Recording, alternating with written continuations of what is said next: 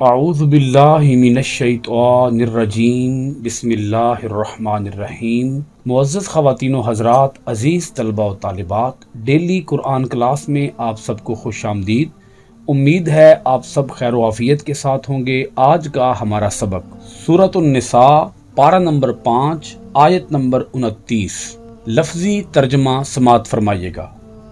یا ایھا الذین آمنوا، اے ایمان والو، لا تأکلوا، تم نہ کھاؤ، اموالکم، اپنے مال، بینکم، آپس میں، بالباطل، ناجائز طریقے سے، الا، مگر، ان، یہ کہ، تکونا، ہو، تجارتن، تجارت، عن، سے، تراضٍ، باہمی رضامندی، منکم، تم میں، واو، اور، لا تقتلوا، تم قتل نہ کرو، انفسکم، اپنے آپ کو، ان اللہ، بے شک اللہ، کانا، ہے، بکم، تم پر، رحیمن، بہت رحم فرمانے والا۔ سب سے پہلے ربط آیات سماعت فرمائیے گا۔ اس آیت مبارکہ سے گزشتہ 3 آیات کے اندر اللہ رب العالمین نے کفار و مشرکین، یہود و نصارہ اور منافقین کی جانب سے اسلام پر لگائے گئے اعتراضات کے جوابات عطا فرمائے۔ اسلام کے معاشرتی نظام، آئلی نظام، خاندانی نظام، وراثتی نظام اور شادی بیاہ کے حوالے سے جتنے بھی مسائل تھے، ان کا بیان جب اللہ پاک نے فرمایا تو اس کے اوپر اسلام کے دشمن لوگ سیخ پا ہو گئے اور انہوں نے اسلام کی مخالفت کی ٹھان لی، کھل کر انہوں نے اسلام کی مخالفت کی۔ اللہ پاک نے اس کا جواب دیا۔ اس آیت مبارکہ میں جو بھی ہم پڑھنے لگے ہیں، اللہ پاک نے پھر سلسلہ احکام کو جاری فرمایا۔ آیت نمبر 26 سے پیچھے چونکہ احکام چل رہے تھے، تو یہ آیت جو ابھی ہم پڑھنے لگے ہیں، آیت نمبر 29، اللہ پاک نے اس کے اندر بھی احکام کا بیان پھر شروع فرما دیا۔ اہل ایمان کو اللہ پاک نے مخاطب فرمایا۔ اس آیت مبارکہ کے اندر اللہ پاک نے رزق حرام سے بھی روکا اور قتل و غارت گری سے بھی روکا، اور تجارت کی اللہ پاک نے اجازت دی۔ آیت مبارکہ کو اب ہم تفصیل سے سمجھتے ہیں۔ آیت مبارکہ کے سب سے پہلے حصے پر آپ غور فرمائیں، لا تأکلوا اموالکم بینکم بالباطل، آپس میں ایک دوسرے کا مال ناجائز طریقے سے نہ کھاؤ۔ اب یہاں آپ سب سے پہلے لفظ پر غور کریں، لا تأکلوا، تم نہ کھاؤ۔ یہاں صرف کھانے سے منع نہیں کیا جا رہا، یہ نہیں ہے کہ حرام کھانا ہمیں نہیں کھانا چاہیے، حرام ہمیں کما لینا چاہیے، حرام طریقے سے مال کمانا جو ہے وہ جائز ہے، یہاں تو صرف کھانے سے روکا جا رہا ہے۔ تو یہاں ہر وہ معاملہ جو لین دین سے متعلق ہے، اور اگر اس میں کوئی بھی امر ناجائز ہو جائے گا تو وہ پورا معاملہ حرام پر مبنی ہوگا۔ نہ کھاؤ، اللہ پاک نے اس لیے ارشاد فرمایا کہ حرام کمانا بھی حرام کھانا ہی ہے۔ یعنی اگر تم نے اپنی جیب کے اندر پیسے حرام کے ڈال لیے ہیں اور تم یہ سمجھتے ہو کہ حرام پیسوں کے ساتھ میں حلال گوشت خرید رہا ہوں، تو جب پیسے حرام کے ہیں تو وہ حلال گوشت کھانا بھی کیا ہو جائے گا؟ حرام ہو جائے گا۔ یعنی یہ تو نہیں کہا جا سکتا کہ میرے پاس جو کھانا ہے وہ تو حلال کا ہے، جو میرے پاس مشروبات ہیں وہ حلال کے ہیں۔ مثلا میں شراب تو نہیں پی رہا، مثلا میں کوئی حرام گوشت تو نہیں کھا رہا، میں سور تو نہیں کھا رہا، میں خنزیر تو نہیں کھا رہا، اور اسی طرح دیگر جتنے بھی حرام جانور ہیں میں وہ تو نہیں کھا رہا، میں تو حلال کھانا ہی کھا رہا ہوں۔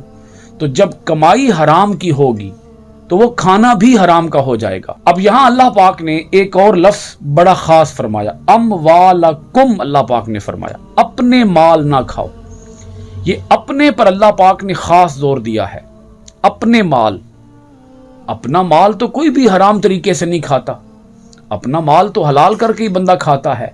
یہاں اپنے مال اس لیے فرمایا گیا کہ تم تمام مسلمان جسد واحد کی طرح ہو، ایک جسم ہو، تم ایک ملت ہو، تم ایک قوم ہو، تم ایک امت ہو۔ اپنے آپ کو الگ الگ خیال نہ کرو۔ جو پیسے تمہارے بھائی کی جیب میں ہیں وہ پیسے ناجائز طریقے سے اس سے ہتھیا نہ لو، وہ خواہ تجارت کا انداز ہو، خواہ وہ لین دین کا انداز ہو، خواہ وہ کوئی بھی معاملہ ہو۔ تو اگر تم اپنے بھائی کے پیسے ناجائز طریقے سے اس سے لے لو گے تو تمہارے جو بھائی کا مال ہے وہ تمہارا اپنا ہی مال ہے، اسے پرایا مال نہ سمجھو۔ اسلام تو کسی پرائے کے ساتھ بھی، کسی غیر کے ساتھ بھی، کسی دشمن کے ساتھ بھی ضرر کی اجازت نہیں دیتا، نقصان پہنچانے کی اجازت نہیں دیتا، کسی دھوکے کی اجازت نہیں دیتا، کسی فریب اور فراڈ کی اجازت نہیں دیتا، کسی جھوٹ کی اجازت نہیں دیتا۔ اسلام یہ کہتا ہے کہ تم دوسروں کے مال کو بھی اپنا ہی مال سمجھو۔ اور یہاں اس کا ایک مطلب یہ بھی ہے، اس کے اندر اگر آپ مزید غور فرمائیں، مزید اگر ہم اس آیت کی گہرائی میں جائیں تو اس کا ایک مطلب یہ بھی بنتا ہے کہ جب تم حرام طریقے سے مال کماؤ گے تو پھر دھیان رکھنا اس بات کا کہ تمہارا مال بھی دوسرے کی جیب میں حرام طریقے سے جائے گا، کیونکہ پھر معاشرے کے اندر حرام کا چلن ہو جائے گا نا، معاشرے کے اندر حرام کا رواج ہو جائے گا۔ آج اگر تم کسی کو دھوکہ دو گے تو کل تمہارے ساتھ بھی کوئی دھوکہ کرے گا، اس لیے نہ تم کسی کے ساتھ دھوکہ کرو اور نہ تمہارے ساتھ کوئی دھوکہ کرے، نہ تم کسی کے ساتھ بددیانتی کرو اور نہ تمہارے ساتھ کوئی بددیانتی کرے۔ اس بات کا خاص دھیان رکھو کہ اگر تم دوسرے کا مال حرام طریقے سے ہڑپ کر لو گے تو پھر تمہارا مال بھی حرام طریقے سے ہڑپ ہوگا۔ اب اللہ پاک نے اس کے بعد آگے ارشاد فرمایا الا ان تکون تجارتا عن تراض منکم، اس حصے پر اب غور کیجئے گا۔ اللہ پاک ارشاد فرماتا ہے کہ تجارت ہو، سوائے یہ کہ تجارت ہو، اور تجارت ہو باہمی رضامندی سے۔ یہ باہمی رضامندی عن تراض منکم، اگر آپ اس جملے کے اندر جتنا غور کرتے چلے جائیں گے آپ کو سمجھ آئے گی کہ اسلام کس تجارت کا حکم دے رہا ہے۔ ہر قسم کی تجارت کا حکم نہیں دے رہا، بلکہ اس تجارت کا حکم دے رہا ہے جو صاف ہو، ستھری ہو، پاکیزہ ہو، جس میں ایک رائی کے دانے کے برابر، ایک ذرے کے برابر بھی جس کے اندر غرر نہ ہو، دھوکہ نہ ہو، فراڈ نہ ہو، دجل نہ ہو، سٹے بازی نہ ہو، ملاوٹ نہ ہو، جھوٹ نہ ہو، بددیانتی نہ ہو، خیانت نہ ہو۔ نبی اکرم صلی اللہ علیہ وآلہ وسلم ارشاد فرماتے ہیں سچا امانت دار تاجر کل جب قیامت کے دن اٹھایا جائے گا تو اسے انبیاء اور صدیقین کی صف میں اٹھایا جائے گا۔ اس کا مطلب یہ ہے کہ کمائی کے جتنے بھی طریقے ہیں ان تمام طریقوں میں سے اللہ تعالیٰ کو تجارت سب سے زیادہ پسند ہے، لیکن ساتھ یہ شرط لگا دی کہ یہ بات مد نظر رہے کہ وہ رضامندی ہونی چاہیے، اور رضامندی بھی حقیقی ہونی چاہیے۔ اس کی میں چھوٹی سی مثال آپ کے سامنے رکھتا ہوں۔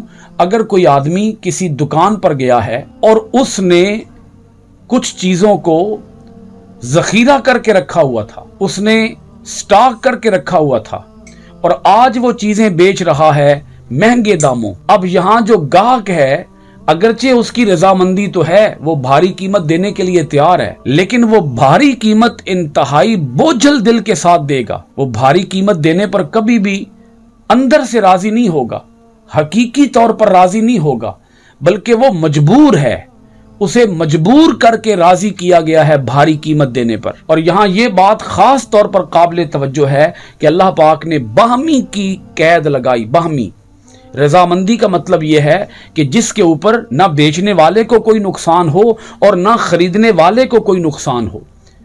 اگر اس میں ذرے کے برابر بھی کسی ایک کا نقصان شامل ہو گیا تو وہ تجارت حرام ہو جائے گی۔ اس کے بعد اب اگلا جملہ دیکھیے گا، اللہ پاک ارشاد فرماتا ہے وَلَا تَقْتُلُوا أَنفُسَكُمْ، اور تم اپنے آپ کو قتل نہ کرو۔ اب یہ بات تو چل رہی تھی تجارت کی، لیکن یہاں قتل کی بات کیسے آ گئی؟ تو اس کو ذرا سمجھ لیجئے کہ جب کسی انسان کے اندر حرام مال کی محبت پیدا ہو جاتی ہے تو اس صورت میں اس انسان کو انسانی جان کا بھی کوئی احترام نہیں ہوتا، کیونکہ مال کی محبت، مال کی ہوس، مال کا لالچ یہ انسان کو اس قدر اندھا کر دیتا ہے کہ اسے دوسرا انسان نظر ہی نہیں آتا۔ उसे दिखाई देता है तो सिर्फ पैसा दिखाई देता है, दौलत दिखाई देती है, और वो अपनी दौलत को जमा करने के लिए किसी इंसान को कत्ल भी करना पड़े तो वो उससे भी पीछे नहीं हटता। आप हजरात रोजमर्रा की खबरों के अंदर ये बातें सुनते रहते हैं कि दो सगे भाइयों ने महज एक मरला प्लाट के ऊपर झगड़ा किया और एक सगे भाई ने अपने दूसरे सगे भाई को उस एक मरला प्लाट के ऊपर कत्ल कर दिया। जायदादों के ऊपर कत्ल हो जाते हैं। तो कत्ल की जो बुनियादी वजह बनती है वो है माल की मोहब्बत, माल की हवस, दुनिया की पूजा, दुनिया की परस्तिश। जब इंसान दुनिया की मोहब्बत के अंदर खो के रह जाता है और उसके दिल के अंदर दुनिया की मोहब्बत घिर जाती है तो उसे फिर कोई इंसान भी इंसान दिखाई नहीं देता। उसके लिए इंसानी जान और इंसान के खून की कोई वैल्यू और कोई कदर कीमत नहीं होती। उसके लिए वैल्यू और कदर कीमत है तो वो पैसे की है। वो पैसे का भूखा है, वो पैसे का पुजारी है, वो पैसे का हरीस है, वो पैसे का लालची है। और उस पैसे के लालच के अंदर आकर अगर उसे कोई अपना सगा रिश्तेदार भी कत्ल करना पड़े, अपना भाई कत्ल करना पड़े, अपनी माँ कत्ल करनी पड़े, अपना बाप कत्ल करना पड़े तो वो उसे भी पीछे नहीं हटता। तो अल्लाह पाक ने इरशाद फरमाया ला तक़्तुलू अंफुसकुम, और यहाँ जो अंफुसकुम इरशाद फरमाया वो भी बड़ा काबिल तवज्जो लफ्ज़ है। अल्लाह पाक ने जब माल हराम कमाने से रोका तो साथ फरमाया कि तुम अपने माल, एक दूसरे के अपने माल हराम तरीके से ना कमाओ। साथ ही अल्लाह पाक ने इरशाद फरमा दिया कि तुम अपने आप को कत्ल भी ना करो। मुराद इससे यह है कि तुम अपने भाई को भी अपना ही जिस्म समझो, वो भी तुम्हारे जिस्म का हिस्सा है।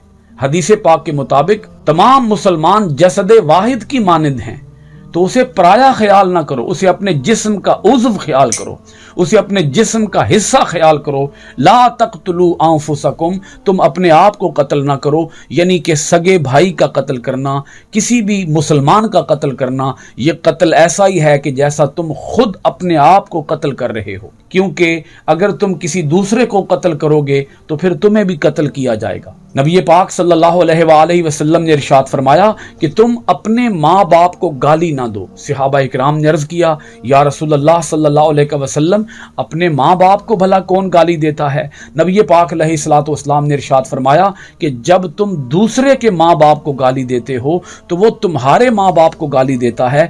इस तरह जब तुमने दूसरे के माँ बाप को गाली दी तो तुमने हकीकत में अपने माँ बाप को गाली दी। इसीलिए अल्लाह पाक ने इरशाद फरमाया कि तुम अपने आप को कत्ल ना करो। और एक इसका सादा सा मतलब है और वो ये है कि तुम खुदकुशी पर ना उतराओ, तुम अपने आप को खुद अपने हाथों कत्ल ना करो। दुनिया की मुसीबतों से तंग आकर, दुनिया की उलझनों से तंग आकर, दुनिया की परेशानियों से तंग आकर अगर आज तुम अपने आप को मौत के घाट उतार भी लोगे तो क़यामत के दिन अपने अल्लाह ताला को तुम क्या मुंह दिखाओगे? आज तो घबरा के कहते हैं कि मर जाएंगे, मर कर भी चैन न पाया तो किधर जाएंगे। अब आगे आखिरी जुमला देखिएगा, अल्लाह पाक इरशाद फरमाता है इन्नल्लाह कान बिकुम रहीमा, बेशक अल्लाह ताला तुम पर बहुत ज्यादा रहम फरमाने वाला है। इसलिए तुम हराम माल ना कमाओ, तुम बाहमी रजामंदी से तिजारत करो, तुम आपस में एक दूसरे का कत्ल ना करो, क्योंकि अल्लाह ताला तुम पर बड़ा मेहरबान है। उसकी मेहरबानियों को देखो, उसकी करम नवाजियों को देखो, उसकी रहमतों को देखो, और उसकी रहमतों को देखते हुए तुम हर हराम काम से दूर हो जाओ। क्योंकि जब वो तुम पर मेहरबान है तो तुम उसकी सुन्नत को अपनाते हुए दूसरों के साथ क्यों मेहरबानी नहीं करते हो? तुम दूसरे के साथ क्यों दजल करते हो? क्यों उसे धोखा देते हो? क्यों उसे नुकसान पहुंचाते हो?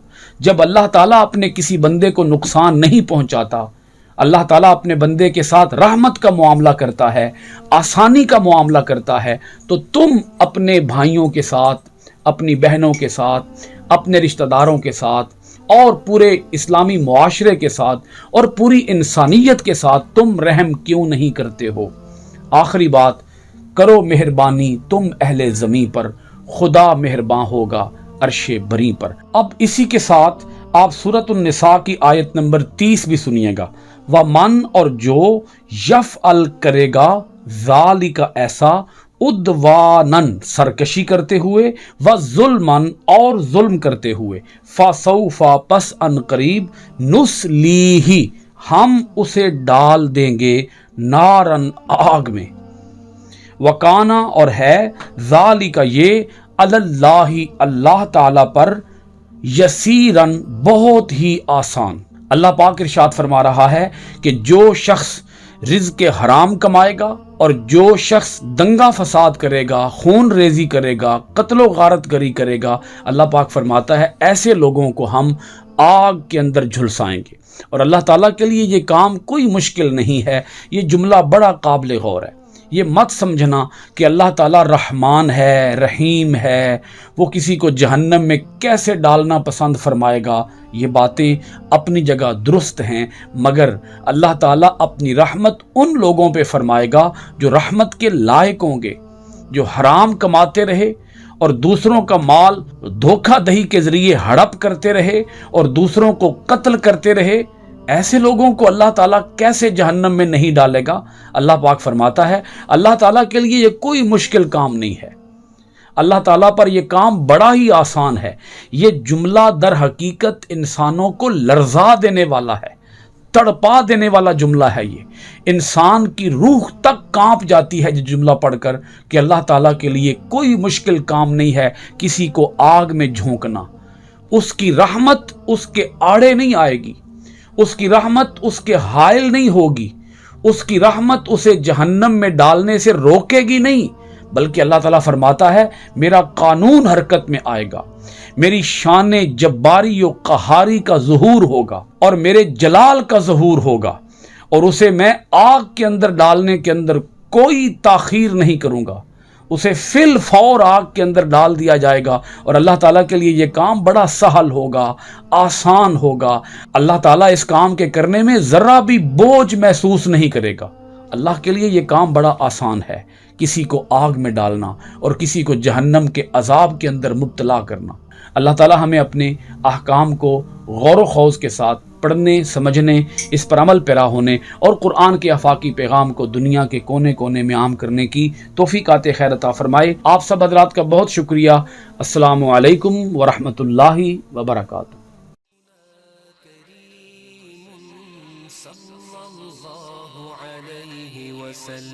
سیدنا کریم صلی اللہ علیہ وسلم، سیدنا کریم صلی اللہ علیہ وسلم، سیدنا کریم صلی اللہ